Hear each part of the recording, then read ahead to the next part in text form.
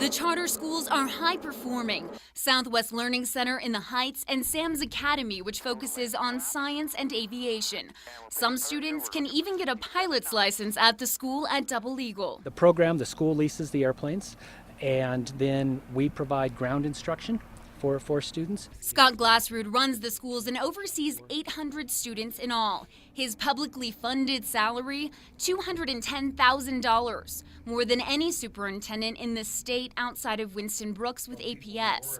And Glassrud makes even more money on top of that by doing business with his own schools. So Diamond Aviation is the company we lease the airplanes from, which in full disclosure is a company that I own. Diamond Aviation collected $800,000 over 4 years for doing business with the schools. According to the school's board members, Diamond was the only company that put in a bid to lease the planes. Those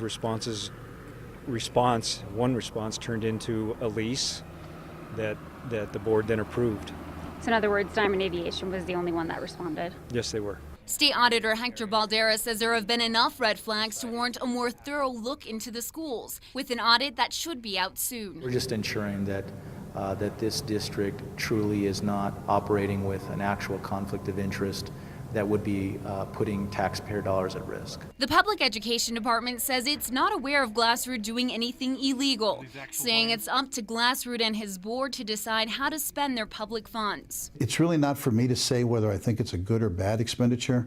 The board makes the local decisions, and they must feel that it is. The state has raised questions about Southwest Learning Center's funding before. The Southwest Learning Center has 3 schools for different ages under one roof, but calls them separate schools, so it qualifies for an extra $850,000 from the state in small school funding. That's not against the law, but the PED says it may not be in the spirit of what small school funding is intended for. And that's one of the questions that we've raised with them, is that why do they need that? And we've not gotten a really good answer. Glassrud says his questions about how he runs his schools are misdirected. I recognize people have problems or they don't like the way we've done it. We're competition for people, but so be it. Tina Jensen, KRQE News 13. About those planes, the PD also wants to know about the flight lessons at Sam's. It costs students more than $2,000 to get their pilot license there. The PD says public schools should not be charging kids for an education. The school says it's no different than charging football players for uniforms.